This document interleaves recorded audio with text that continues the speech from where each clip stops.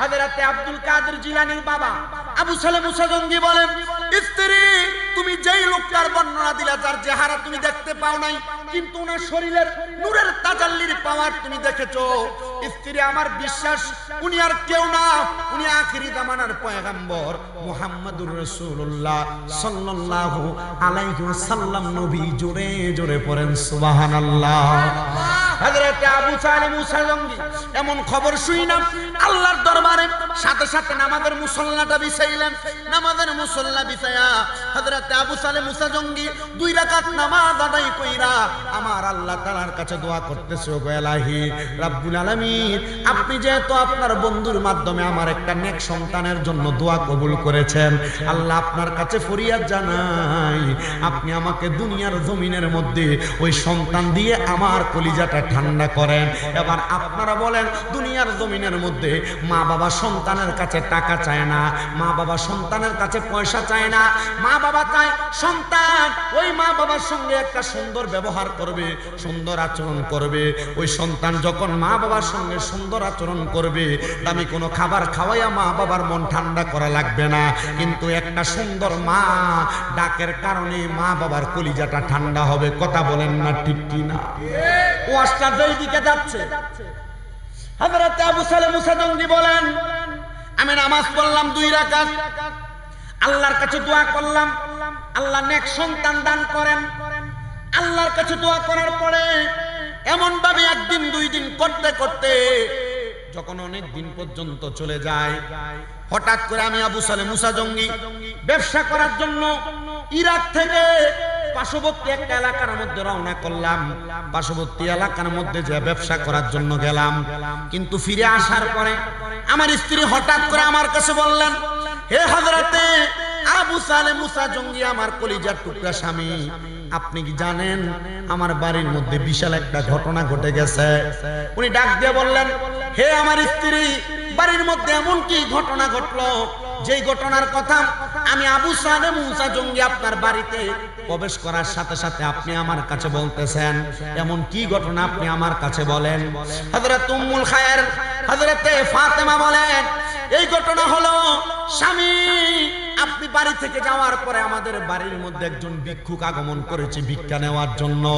ভিক্ষা নেওয়ার জন্য আগমন কইরাম, আমি যখন আমার ঘরের আড়াল থেকে ওই ভিক্ষুককে সামান্য সহযোগিতা করতে লাগলাম, ওই ভিক্ষুক ব্যক্তিটা আমার ইজ্জত হরণ করার জন্য আমার হাতের মধ্যে স্পর্শ করতে চাইলো, আমার হাতের মধ্যে স্পর্শ পর্যন্ত করলো।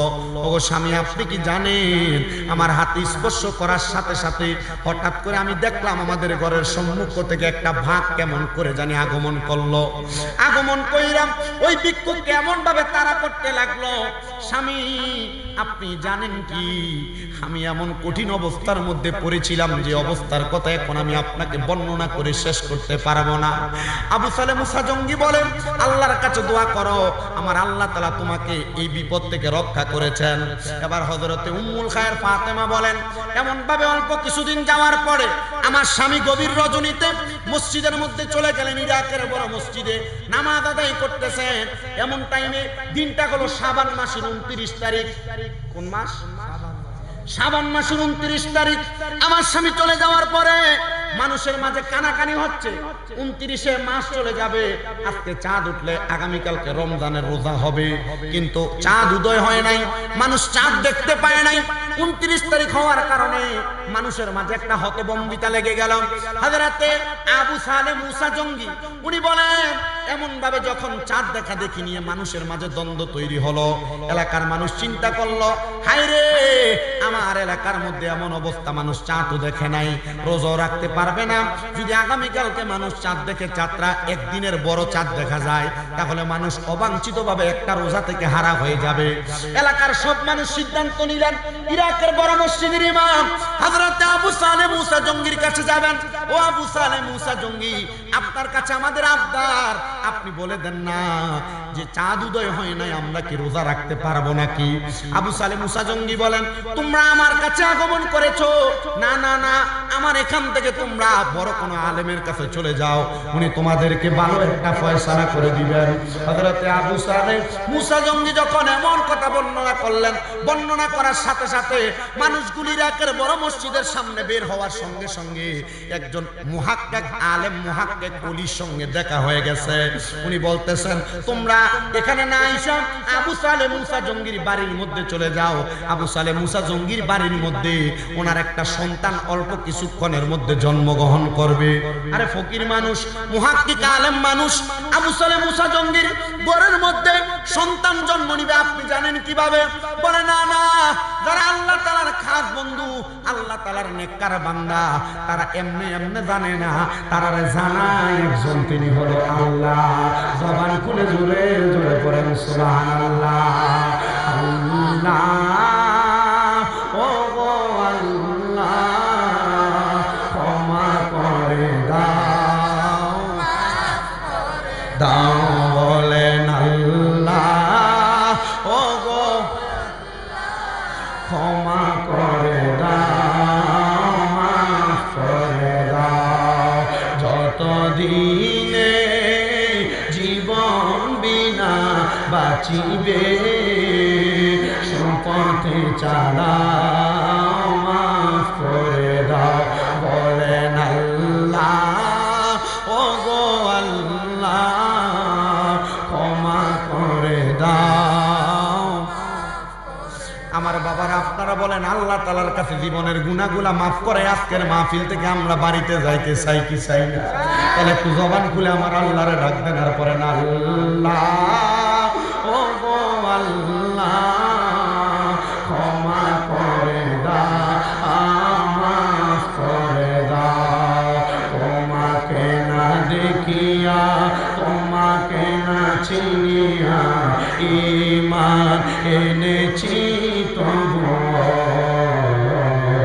তোমাকে না চিনিয়া, তোমাকে না দেখিয়া ঈমান এনেছি তবুও, সেই ওসিলায় রহমত দয়া বিলাম, বলেন সেই ওসিলায় রহমত দয়া বিলাম, ক্ষমা করে দাও, মাফ করে দাও বলেন আল্লাহ ও গো আল্লাহ ও গো আল্লাহ, ক্ষমা করে দাও, মাফ করে দাও। একটা জবান বন্ধ রাখবেন না, জবান খুলে উচ্চ কণ্ঠে বলেন, সকল ক্ষমতার মালিক একজন, তিনি কে?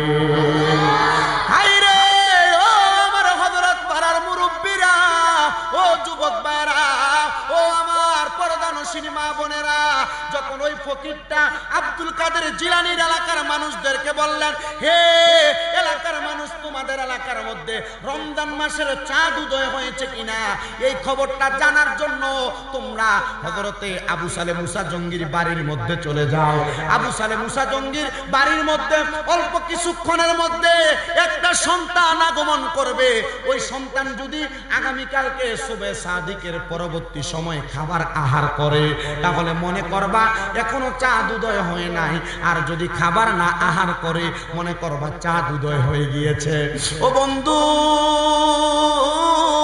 খাবার যদি আহার করে ফেলে তাহলে চাঁদ উঠে নাই, আর যদি খাবার না আহার করে তাহলে চাঁদ উঠে গেছে। ওই ফকির এই কথা বলে বাগদাদ নগরীর একেবারে বড় মসজিদ থেকে চলে গেলেন। যাওয়ার পরে ওই এলাকার মানুষ দৌড়ানোর সাথে সাথে হযরতে আবু সালেহ মুসা জঙ্গির বাড়ির মধ্যে চলে গেছেন। হযরতে আবু সালেহ মুসা জঙ্গির বাড়ির দরজার মধ্যে কদম রাখার সাথে সাথে ঘরের মধ্য থেকে কে জানি আওয়াজ দেয়, ওগো আবু সালেহ মুসা জঙ্গি, আপনার স্ত্রী হযরতে উম্মুল খায়ের ফাতেমার গর্ভ থেকে একটা সন্তান আগমন করেছে। ওই সন্তান আগমন করার পরে মুখের মধ্যে দুগ্ধ নেয় না, মুখের মধ্যে কোনো খাবার নেয় না। হে আবু সালেহ মুসা জঙ্গি, আপনি কি খবর পাইছেন নাকি? এবার এলাকার সব মানুষ যাচাই করে করে বলতেছে, হ্যাঁ হ্যাঁ, এই সন্তান যেহেতু খাবার মুখে নেয় না, এই সন্তান কোনো সাধারণ সন্তান নয়। এই সন্তান এমন একজন সন্তান যেই ব্যক্তি দুনিয়াতে আসার আগ মুহূর্তে তারিখটা হলো রমজান মাসের 1 তারিখ এই সন্তান মুখে খাবার না নেওয়ার কারণ হইল সন্তান নবজাতক হইয়া এখন এই ছোট্ট মুখে রোজা রেখে দিয়েছে। ধরে বলেন সুবহানাল্লাহ। বাচ্চা ছোট মানুষ মাত্র জন্ম নিছে, কোনো খাবার খায় না। মানুষ অবাক হয়ে গেলেন, কেন খাবার খায় না? যাচাই করলেন, সব যাচাই করার পরে দেখতে পাইলেন ওই দিন রমজান মাসের 1 তারিখ। ও বাবা, উনার নাম কি? উনার নাম মীর মহিউদ্দিন আব্দুল কাদের জিলানী। উনার উফাত হয়েছে এই মাসে, আগামী 16 তারিখে ওনার উফাত দিবস, মানে ওনার ফাতিহা ইয়াজদাহম। হযরতে গাউসে পাক আব্দুল কাদের জিলানীর জন্ম হওয়ার সাথে সাথে উনার এলাকার সব মানুষ বললেন, ছোট মানুষ যদি এখনই রোজা রাখা শুরু করে, বুঝতে পারলাম ওই ছেলেটার পাওয়ার কত, ওই ছেলেটার মর্যাদা কত। ও আমার হযরত পাড়া এলাকার জ্ঞানী গুণী সুশীল সমাজ, দাড়ি পাকা মুরব্বীরা, পর্দার অন্তরালের মা বোনেরা, আপনারা চাইলে আপনাদের গর্ভ থেকে এমন একটা সন্তান জন্ম দিতে পারবেন। হে আমার বাবারা, আপনারা চাইলে আপনার সন্তানকে আপনি এমন আল্লাহওয়ালা বানাইতে পারবেন। এবার বলেন, আমরা যদি সন্তানকে আল্লাহওয়ালা বানাইতে চাই, যদি আপনি গাছের ফলটা ভালো বানাইতে চান, গাছটা ভালো হওয়ার দরকার আছে না নাই? জোরে বলেন, ভালো হওয়ার দরকার আছে না নাই? আপনি ভালো হইবেন দূরের কথা, আপনার নিজের কর্মের কারণে এলাকার 10 জনের ক্ষতি হয়। আপনি ভালো হইবেন দূরের কথা, আপনি এলাকার মধ্যে মাদকের ব্যবসা করার কারণে এলাকার 10টা ছেলে নষ্ট হয়। আপনি ভালো হইবেন দূরের কথা, আপনি এলাকার মধ্যে সন্ত্রাসী কর্মকাণ্ড করার কারণে এলাকার যুবক, আপনি ভালো হইবেন দূরের কথা, আপনার কারণে এলাকার কোন নবজাতক মেয়ে, এলাকার কোন কিশোরী রাস্তা দিয়ে হাঁটতে পারে না। না না না, আপনি যদি আপনাকে ভালো বানাইতে চান, মুসলমান আপনার কদমে হাত দিয়া বলি, আপনার সন্তানকে ভালো বানাইতে চান, তাহলে আপনি সর্বপ্রথম এমন ভালো হবেন যেই ভালো হওয়ার মাধ্যমে মানুষ আপনাকে আল্লাহওয়ালা ব্যক্তি হিসেবে চিনবে, আপনাকে নেককার ব্যক্তি হিসেবে চিনবে। কিন্তু আপনি তো ভালো হন নাই, আপনার কারণে এলাকার 10 জন ব্যক্তি খারাপ হইতেছে। এবার বলেন, 10 জন ব্যক্তিকে খারাপ করার চাইতে নিজে ভালো হইয়া নিজের সন্তানকেও ভালো সন্তান বানানোর দরকার আছে না? আপনি দুনিয়াতে যে অপকর্ম করবেন, আপনার অপকর্মের প্রেসার আপনার সন্তানের উপর পড়বে, চাক্ষুষ প্রমাণ আছে। আপনি যদি দুনিয়াতে খারাপ কোন কর্মকাণ্ড করেন, মানুষকে লুটতরাজ করে ইনকাম করেন, আপনি দেখবেন আপনার বিবি বাচ্চার অসুখ বালা মুসিবত ছাড়ে না।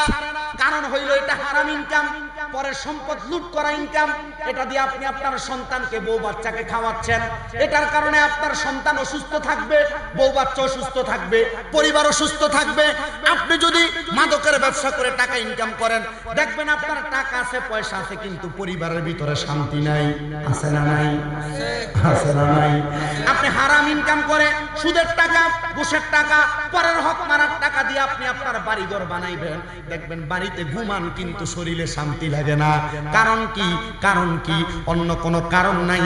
কারণ হলো এগুলো হালাল টাকা না, এগুলো হারাম টাকা দিয়ে বানানোর কারণে। কারণ আল্লাহ কোনোদিন হারামের মাধ্যমে আরাম দেয় না। এবার আপনারা বলেন, আমরা সবাই আরামের জিন্দিগি, দুনিয়াতে আরামের জিন্দিগি আখিরাতে কাটাইতে চাই কি চাই না?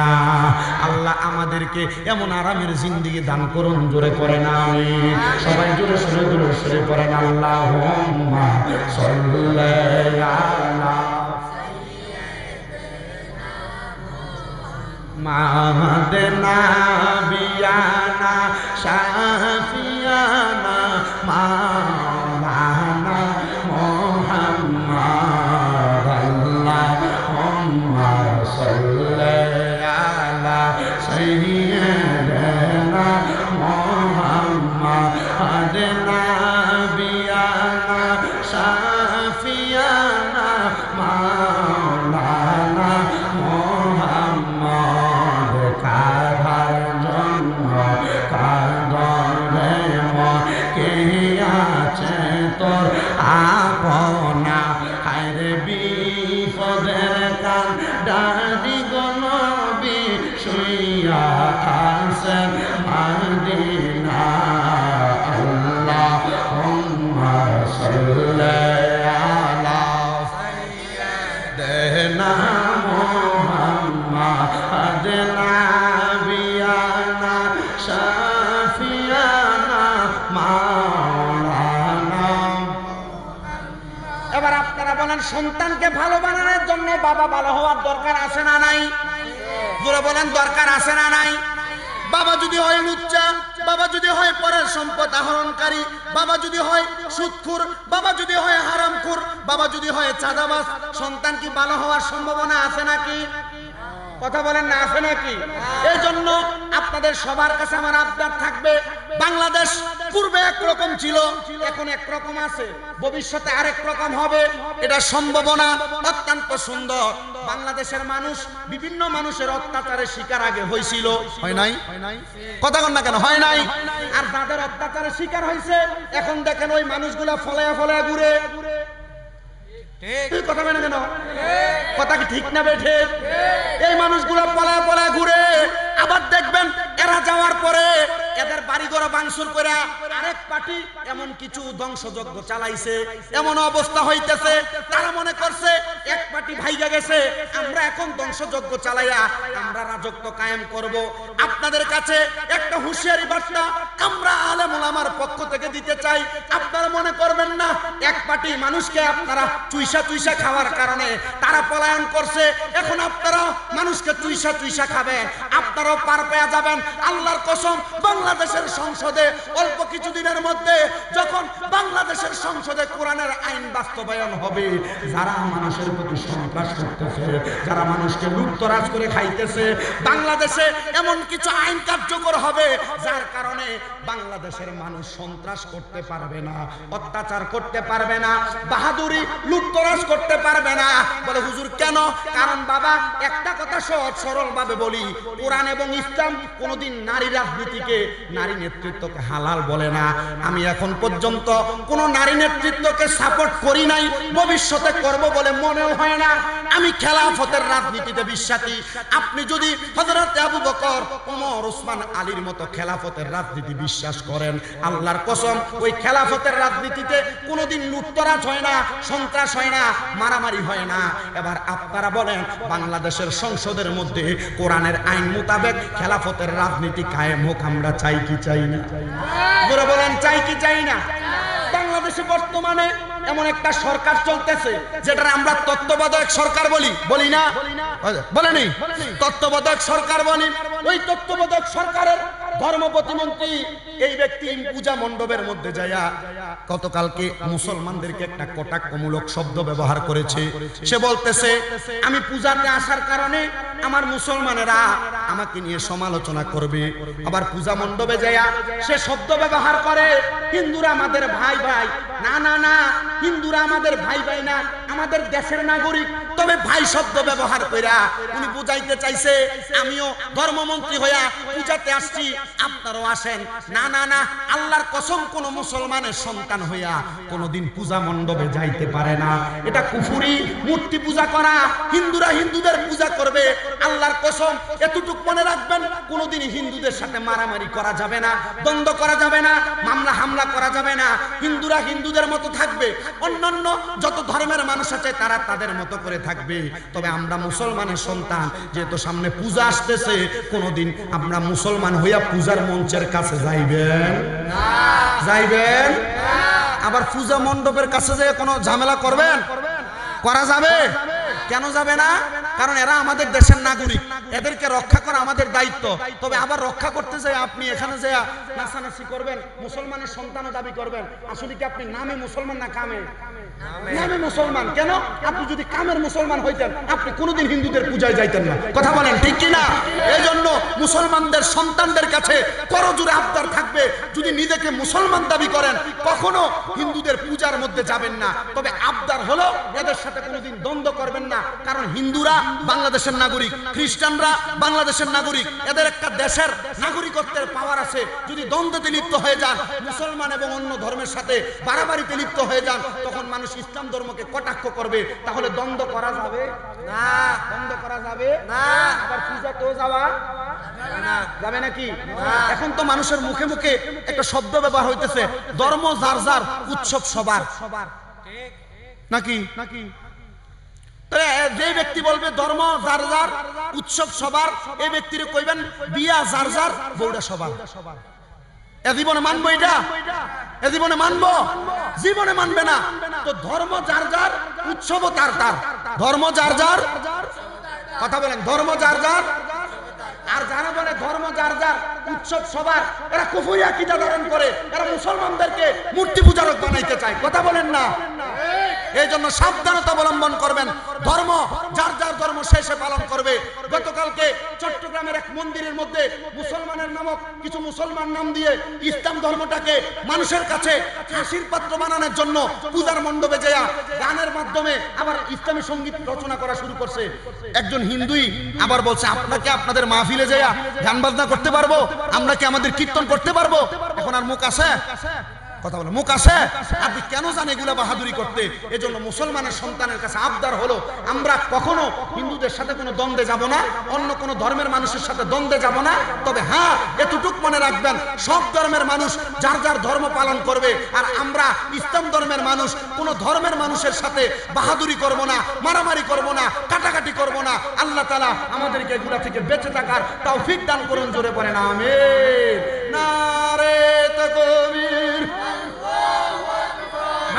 কোনদিন পীর পূজা করে না সুন্নিরা, কোনদিন মাজার পূজা করে না সুন্নিরা, মাজার জিয়ারত করে। আল্লাহর কসম, এই মাজার জিয়ারতকে অনেকে পূজার সাথে তুলনা করে, এই মাজার জিয়ারতকে অনেকে বিভিন্ন খারাপ শব্দ দ্বারা ব্যবহার করে।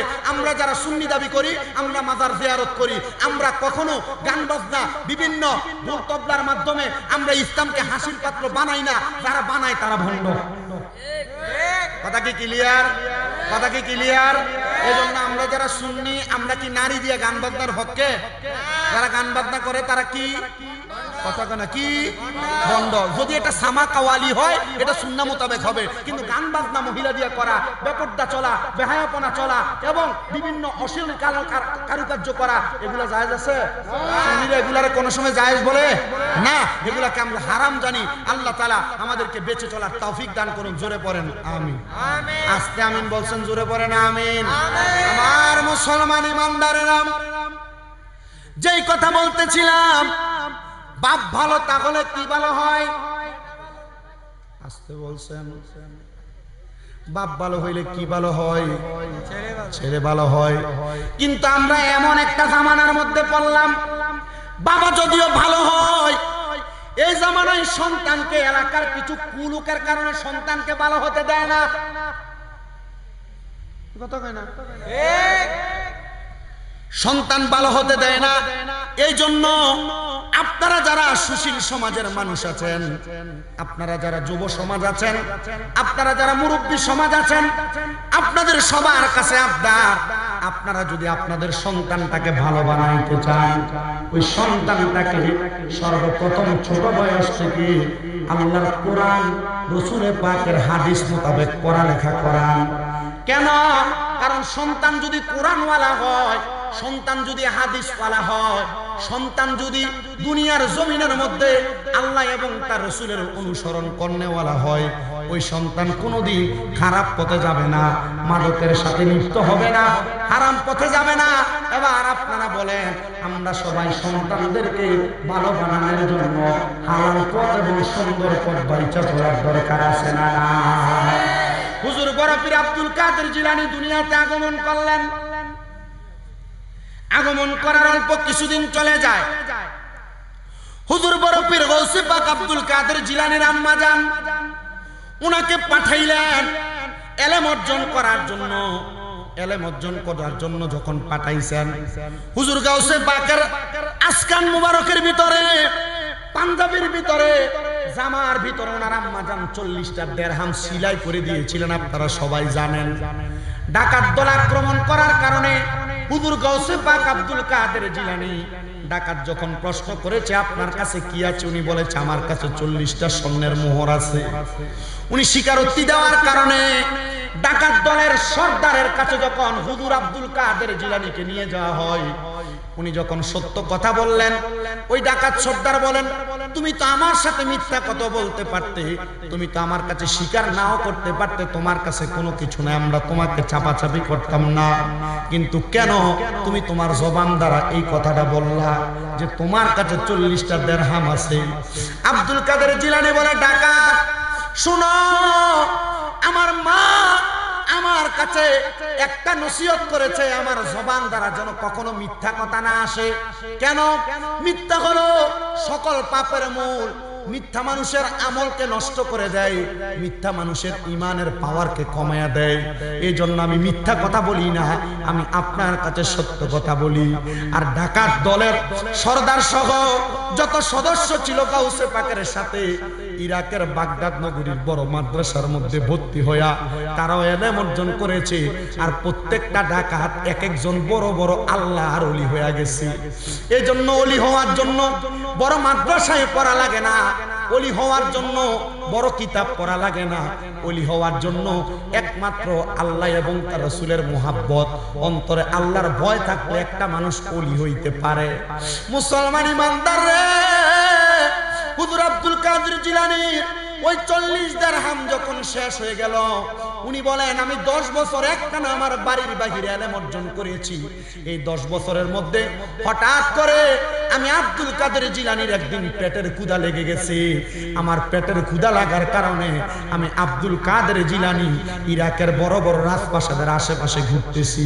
আমার সামনে খাবার আছে, কিন্তু আমার সামনে কোনো হালাল খানা নাই। কি নাই? ওনার সামনে খাবার আছে কিন্তু কোনো হালাল খাবার নাই। আব্দুল কাদের জিলানী বলেন, হে জগৎবাসী, আমি যখন রাস্তা দিয়ে খাবার তালাশ করতেছি, মানুষ আমার চেহারা দেখে আমার দিকে খাবার আগে দিতেছে, কিন্তু আমি তাদের খাবার আমার হাতে নেই না। আমার সঙ্গে আমার 2টা সফর সঙ্গী ছিল, তারা বলতেছে, হে আব্দুল কাদের জিলানী, আপনাকে তো মানুষ খাবার দিতেছে, আপনি তো খাবারের সন্ধান করতেছেন, কিন্তু কেন আপনি তাদের কাছ থেকে খাবারগুলো নেন না? আব্দুল কাদের জিলানী বলেন, আরে ও আমার সঙ্গী সাথীরা, তোমরা যেগুলাকে খাবার বলতেছো, ওয়াল্লাহি বিল্লাহি তাল্লাহ, আমি 3 বার কসম করে বলি, তারা আমার সামনে যে খাবারগুলা ধরেছে, আমি এগুলা খাবার দেখি না, আমি দেখতেছি তাদের হাতের মধ্যে মরা মানুষের রক্ত আর পুষ তারা হাতের মধ্যে নিয়ে রাখছে। আব্দুল কাদের জিলানী এটা কেন বললেন? উনি বলেন, এদের হাতের মধ্যে যে খাবার, এগুলা হারাম খাবার, এগুলা পরের হক নষ্ট করা খাবার। আল্লাহর নবী ঘোষণা করেছে, দুনিয়ার জমিনের মধ্যে কোনো মানুষ যদি পরের হক নষ্ট করে কোনো খাবার খায়, তাহলে কাল হাসরের ময়দানে ওই ব্যক্তি যখন ক্ষুধার্ত হবে, তাহলে ওই ব্যক্তিকে অন্যান্য জাহান্নামীদের রক্ত পূজাই না দিবে খাওয়ার জন্য। আমি আব্দুল কাদের এমন হারাম খাবার আমার মুখে দেওয়া মানি জাহান্নামের রক্ত পুষ খাওয়ারই মতো হয়ে যায়, এজন্য তাদের খাবার আমি খাই না। আব্দুল কাদের জিলানী বলেন, ইরাকের শেষ প্রান্ত পর্যন্ত গেলাম, একটা রাজপ্রাসাদ পুরান ভাঙ্গা চূড়া, এটার পারে যায় দেখলাম কোনো খাবার আমি দেখি না, কিন্তু এটার পেছনে যেয়ে দেখি আমি আব্দুল কাদেরের মতো আরো 70 জন ব্যক্তি খাবারের জন্য এখানে হাই হুতাশ করতেছে। আমি আব্দুল কাদের সেখান থেকে চলে আসলাম। সেখান থেকে আইসা আমি যখন সামনে আসলাম, ইরাকের একজন ধন্যাঢ্য ব্যক্তি আমার হাতে একটা মোহরের পুটলি দিয়া বললেন, হে আব্দুল কাদের জিলানী, এই নাও তোমাকে মোহরটা হাদিয়া প্রদান করলাম, কারণ তোমার মা তোমার এলাকা থেকে তোমার জন্য মোহরগুলা পাঠাইছে। আব্দুল কাদের জিলানী বলে, 1 ওয়াক্তের খাবার, 1 বেলার খাবার রাইখা আমি আমার বাকি মোহরগুলা ওই 70 জনের মাঝে বন্টন করে দিয়েছি।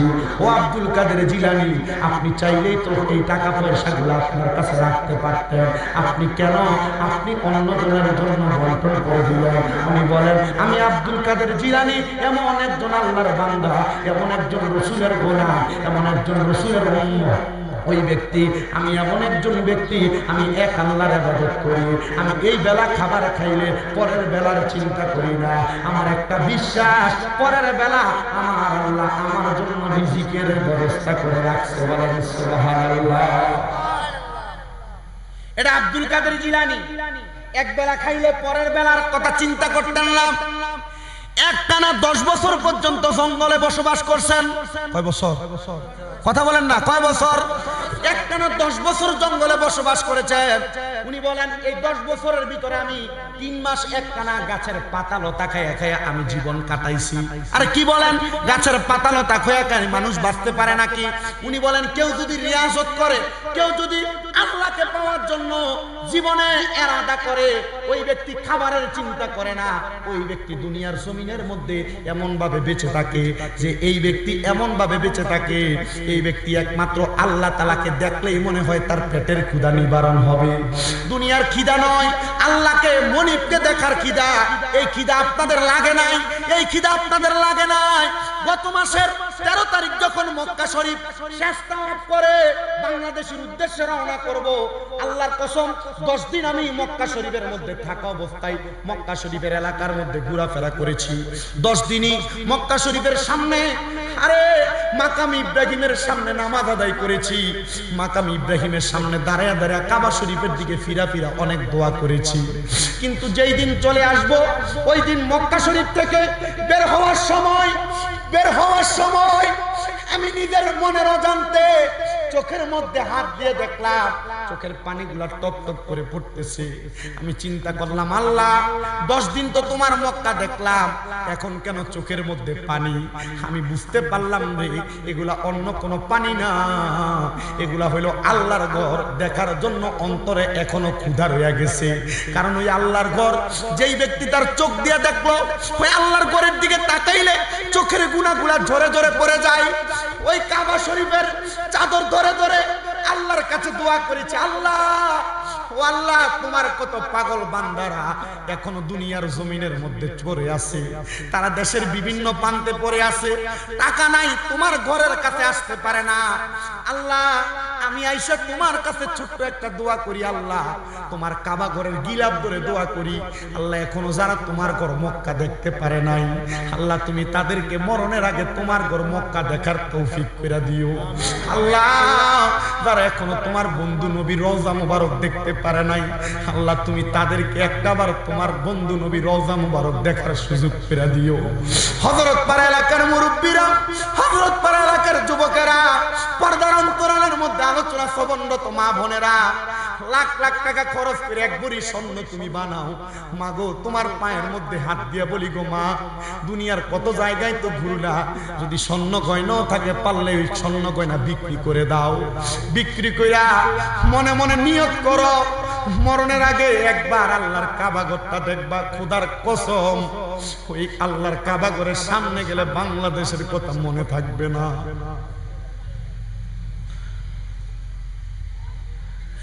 আমি দেখেছি আল্লাহর কাবা ঘরের সামনে দিয়ে যখন মানুষগুলা আলমরা গেট দিয়ে প্রবেশ করে, অনেক মানুষ কাবা ঘরের সামনে যায়, আমার চোখের সামনে একই টাইমে 3 জন বেহুশ হয়ে পড়ে গেছে। আল্লাহর কাবা ঘর দেখে সহ্য করতে পারে নাই। আমি দেখেছি অনেক মানুষ দেখলেই বোঝা যায় সম্পদওয়ালা, কিন্তু আল্লাহর কাবা ঘরের সামনে যায় বুকে থাপড়ে থাপড়ে কান্না করে। আমি দেখেছি নবীদের রওজা মুবারকে বাবু সালাম দরজা দিয়ে ঢুকে অনেক সম্পদওয়ালা, টাকাওয়ালা, অনেক পয়সাওয়ালা মানুষ, কিন্তু নবীর রওজা মুবারকের দিকে তাকিয়ে থাকে, চোখের পানিগুলা ছাইরা দেয়।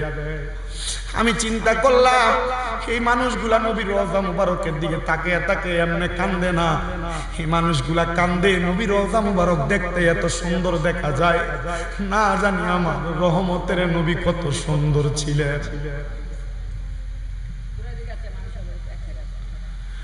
নবীজির রওজা মুবারক থেকে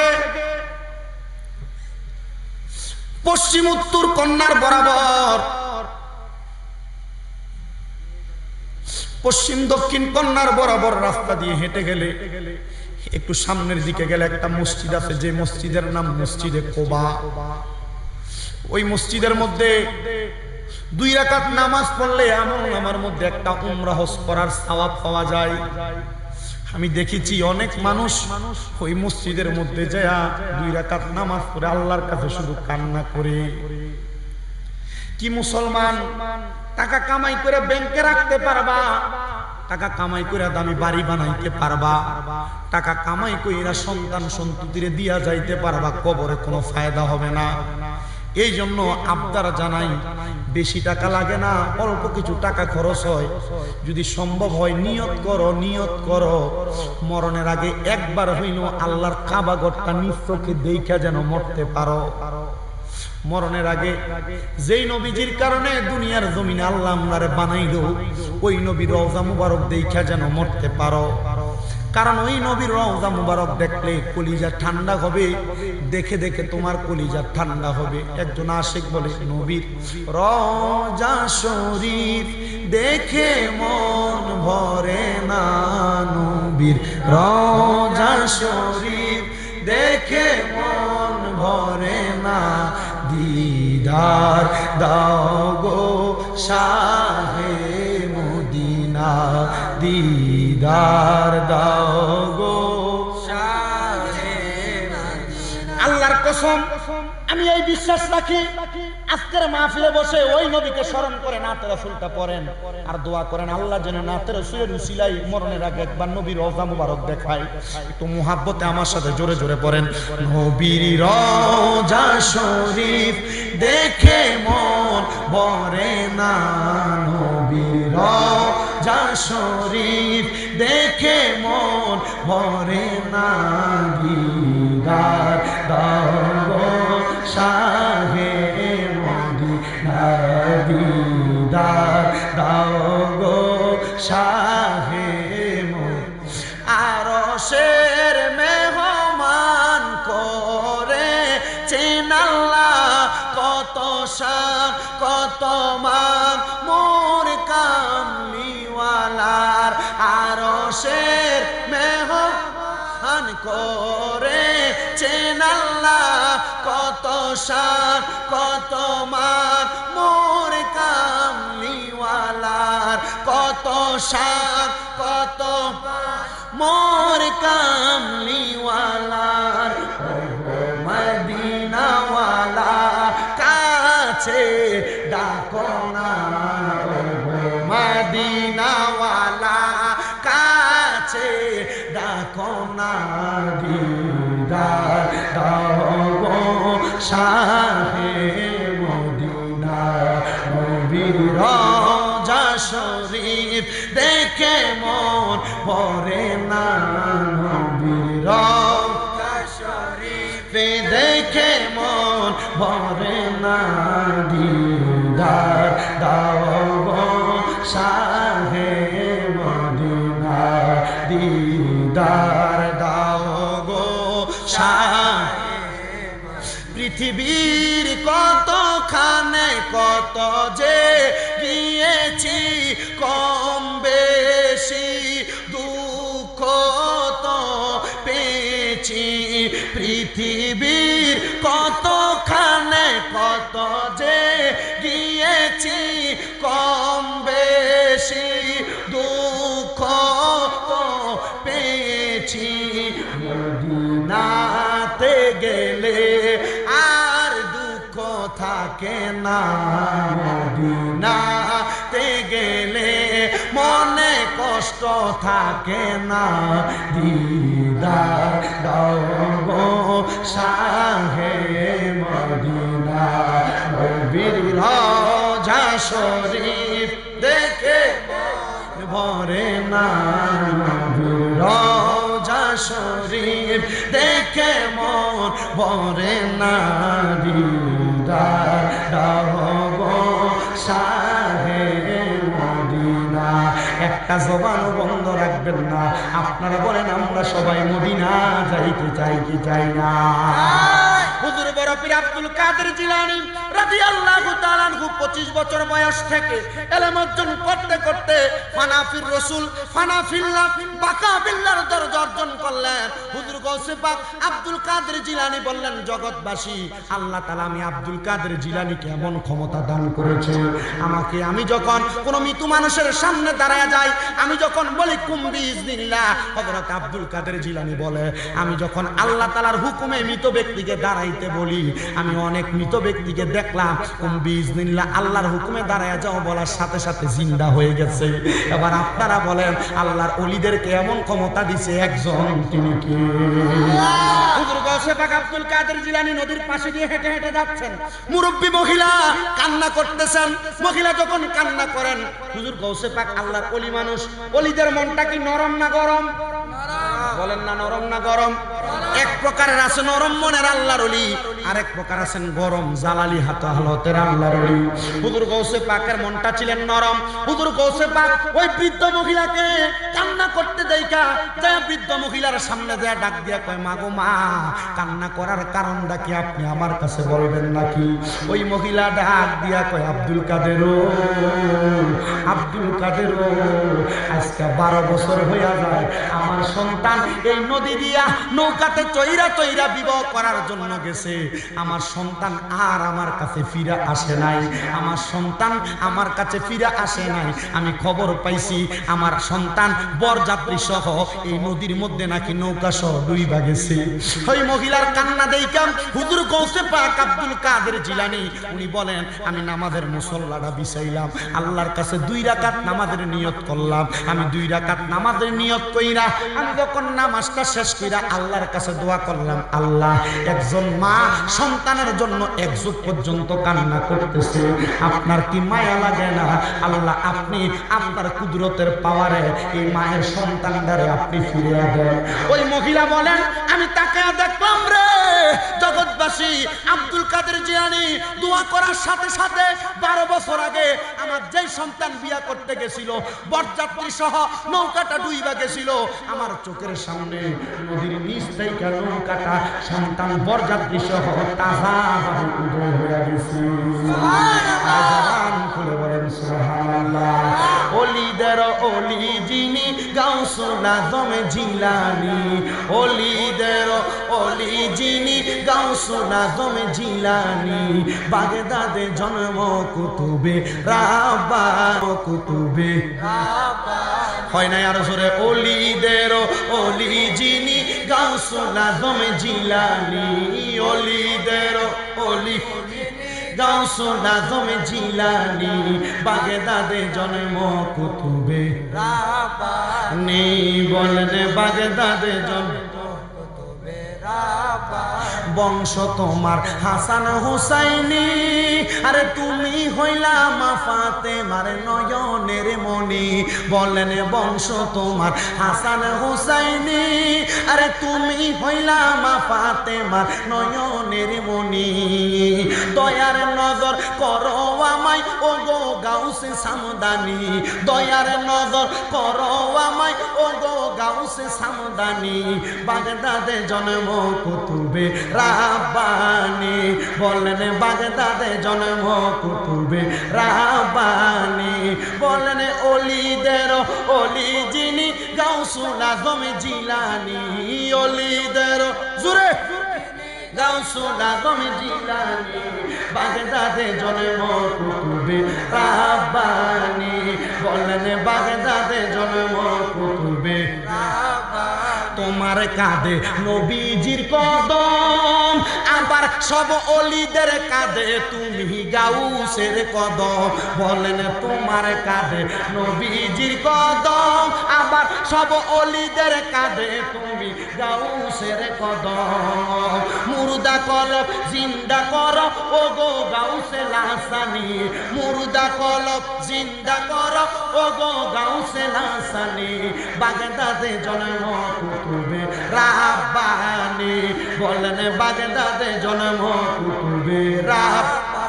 ওলিদের ওলি যিনি গাউসুল আজম জিলানী, ওলিদের ওলি গাউসুল আজম জিলানী, বাগদাদে জন্ম কুতুবে রাব্বানী। একটা জবান বন্ধ রাখবেন না। এবার বলেন আল্লাহর ওলিদেরকে এমন অলৌকিক পাওয়ার দিছে কে? আমার বাবারা,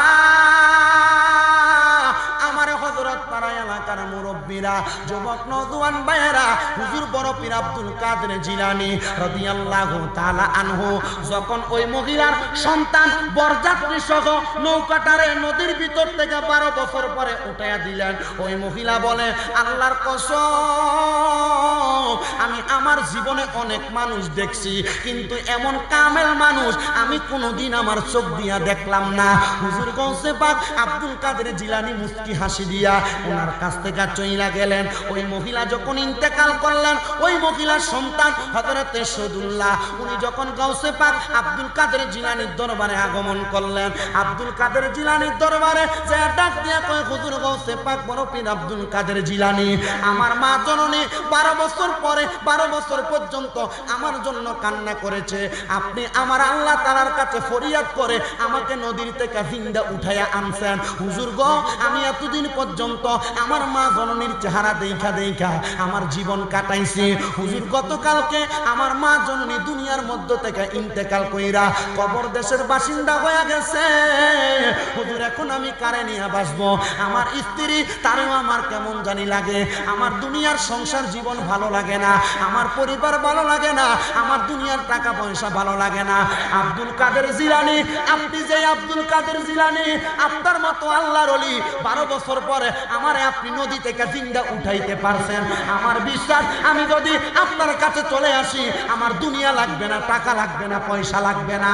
আমি সদুল্লাহ যদি আল্লাহর জান্নাতের আশা করে আপনি আব্দুল কাদেরের খেদমতে কাটাইয়া দেয়, আমার একটা বিশ্বাস, আমার আল্লাহ আমার জান্নাত প্রদান করবে।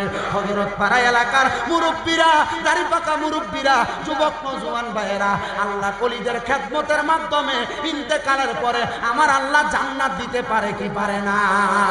হযরতে শাহ আব্দুল্লাহ গাজীপুরীর খেদমতের মাধ্যমে, হযরতে শাহিন শাহ পানুয়াপুরীর মাধ্যমে, গাউসে মাঝভান্ডারের মাধ্যমে, শাহিন শাহ শাহপুরীর মাধ্যমে যদি আল্লাহর ওলি আশরাফিয়া দরবার, বকশিয়া দরবার, যে কোনো ওলিদের খেদমতে আপনি আপনার জীবন কাটিয়ে দেন, আমরার অন্তরে একটা বিশ্বাস আল্লাহর ওলিদের খেদমত করার কারণে আমার আল্লাহ তাআলা আমাদেরকে দুনিয়াতে সম্পদ দেখার না দিক, অন্ধকার কবরে গেলে জান্নাত প্রদান করবে। কথা বলেন ঠিক কি না? ওই ব্যক্তি ডাক দিয়া কয়, হুজুর মা নাই, সংসার দিয়া কি করব? মা মারা গেছে। হুজুর আব্দুল কাদের জিলানী, আপনার দরবারে আমার খাদেম হিসেবে রাইখা দেন। ও বাবা, মা যেহেতু মারা গেছে, সংসারও ভালো লাগে না, দুনিয়ার কিছু ভালো লাগে না, আসো তুমি এখন থেকে আমার খেদমত করবা। তো তার কাম কি? এক গাউসে পাকের ওজুর পানি আগে দিত। কিসের পানি আগে দিত? ওজুর পানি আগে দিত। হক্কানি রব্বানি পীর মাশায়েখ যারা, তাদের খেদমত করার লোকের অভাব হয় না। কথা কয় না? কথা কয় না? হক্কানি রব্বানি পীর মাশায়েখ যারা, তাদের খেদমতের লোকের অভাব হয় না। একটা যাবে আরেকটা আসবে। এই জন্য হক্কানি রব্বানি পীর মাশায়েখের হাত ধরবেন, তবে ফিরটা কেমন হওয়া লাগবে? পীরের আমলটা দেখবেন, পীরের ইমানটা দেখবেন, পীর আল্লাহ রসুলরে কত ভালোবাসে, পীর আল্লাহ রসুলরে কত মোহাব্বত করে, পীর কেমন আমল করে। পীর যদি সিগারেট খাওয়াই না, আছে না নাই? সিগারেট খাওয়াই না, পীর আছে না নাই? পীর দাবি করলে জুতার বাড়ি তোরার গলায়, তোরা থুতার ভিতরে। বলে হুজুর কেন? কারণ এদের কারণে হক্কানি ওলিদের বদনাম হয়। কথা বলেন না বাবা, ঠিক কিনা? এই জন্য বাবা, পীর যদি দাবি করে আবার সিগারেটও খায়, পীর যদি দাবি করে আবার বেডিয়েতের লগে বইও খায়, এটা পীর না, এটা টাটকা শয়তান। ঠিক আছে নি? আসেনি এমন? পীর হইলে কোনোদিন মহিলার সামনে যাইব, মহিলার লগে অবাধ মেলামেশা করবে, তাহলে যেটা করে এটা কি পীর না শয়তান? আবার পীরও চিনেন। পীর চিনার জন্য কিছু উপায় আছে। আল্লাহর নবী কয়, যদি হক্কানি পীর চিনতে চাও, যার দিকে তাকাইলে আমি আল্লাহর কথা মনে হইব, যার দিকে তাকাইলে নবীর কথা মনে হইব, মনে করবা এটাই হলো হক্কানি পীর। হুজুর আল্লাহর কথা নবীর কথা কেমনে মনে হইব? এবার দেখবেন পীরে নবীরে কত ভালোবাসে, পীরে আল্লাহরে কত ভালোবাসে, পীরে আল্লাহ নবীর ফত মত কতটুকু মানে। যদি মানুষ না হয় মনে করবেন হক্কানি পীর, যদি না মানে মনে করবেন শয়তান। আল্লাহ বুঝার তৌফিক দান করুন। গাউসে পাকের দরবারে বেশি কাজ করে না, ওজুর পানি আগায়া দেয়। হুজুর গাউসে পাক বড় পীর আব্দুল কাদের জিলানী দুনিয়ার জমিন থেকে বিদায় হয়েছেন 561 হিজরিতে। কত? 561 খ্রিস্টাব্দে, সরি 561 খ্রিস্টাব্দে।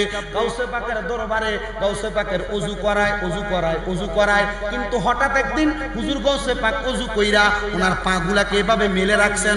হুজুর গাউসে পাকের ডান পায়ের বুইরা আঙ্গুল যেটাকে আমরা বলি বৃদ্ধাঙ্গুল বায়া বায়া টপ টপ করে পানি পড়ে। ওই ব্যক্তি সদুল্লাহ নামক ব্যক্তি গৌসে পাকের কদমের নিচে হাত দিয়ে রাখছে। 1 ফোঁটা 2 ফোঁটা 3 ফোঁটা 4 ফোঁটা 5 ফোঁটা পানি তার হাতে পড়ছে। এই 5 ফোঁটা পানি এই ব্যক্তি তার মুখের মধ্যে দিয়া দিছে, খায়া পালাইছেন। আপনার কাছে এটা কেমন জানি মনে হয়? এটা আমার কাছে মনে হয় বর্তমান যারা ফির, আপনি কখনো তাদের সাথে এই আচরণটা করবেন না। আর বর্তমানে রেডিও ফির, আব্দুল কাদের জিলানীও আছিল ফির। কথা কন না কথা। বর্তমানের যে ফিরসাব, এই ফেসাবের সামনে গেলে এই ফিরসাব মানুষের বদনাম করে। যদি হক্কানি পীর হয় কখনো কারোর বদনাম করবে না, কখনো কারোর নামে গীবত করবে না, কখনো কারোর ব্যাপারে বাজে মন্তব্য করবে না, কখনো আল্লাহ রসুলের শানে দুশমনির ছোড়ক আচরণ করবে। ওই সদুল্লাহ নামক ব্যক্তিটা গাউসে পাকের ডান পায়ের বৃদ্ধাঙ্গুলি বায়া বায়া কয় ফোঁটা পানি পড়ছে, উনি এটা মুখে দিয়া ফেলছেন। গাউসে পাক আব্দুল কাদের জিলানী ডাক দিয়ে বলে, কিরে পাগলা, পানিটা কেন মুখে দিলা? উনি ডাক দিয়ে বলে, হুজুর, এই প্রশ্ন যদি আমাকে করেন আমার কাছে কোনো জবাব নাই, তবে আমি বলতে চাই আপনার কাছ থেকে কোনো কিছু পাই নাই। আমার একটা বিশ্বাস, আমি এইটুকু মানুষকে বলতে পারবো, হুজুর আব্দুল কাদের জিলানীর পায়ের ধোয়া পানিটা পর্যন্ত আমার পেটে গেছে। আব্দুল কাদের জিলানী কয়, পাগলা, পাগলামি করিস না। আচ্ছা, পাগলের সাথে কি শরীয়ত আছে? যে পাগল তার কাছে শরীয়ত আছে? গাউসে পাকের পাগল হয়ে গেছে। আব্দুল কাদের জিলানী সাথে সাথে সদুল্লাহ নামক ব্যক্তিটাকে দোয়া করে দিলেন, তুই যে 5 ফোঁটা পানি পান করছস, আমি আব্দুল কাদের করে দোয়া করলাম, প্রতি ফোঁটা পানির বিনিময়ে আল্লাহ যেন করে 100 করে হায়াত, 100 বছর করে হায়াত বাড়াইয়া দেয়। জোরে বললেন না? আল্লাহর কাছে দোয়া করলাম, আল্লাহ যেন তোকে এই প্রত্যেক ফোঁটা পানির বিনিময়ে 100 করে হায়াত বৃদ্ধি করে দেয়। ও বন্ধু, গাউসে পাকের জীবনের কিতাব পড়ে দেখলাম, গাউসে পাক আব্দুল কাদের জিলানীর পায়ের বৃদ্ধাঙ্গুলের 5 ফোঁটা পানি পান করার কারণে ওই ব্যক্তি গাউসে পাক আব্দুল কাদের জিলানী দুনিয়া থেকে পর্দা গমন করার পরে 1051 খ্রিস্টাব্দে গাউসে পাক আব্দুল কাদের জিলানীর ওই খাদেম সদুল্লাহ দুনিয়া থেকে বিদায় নিয়েছে।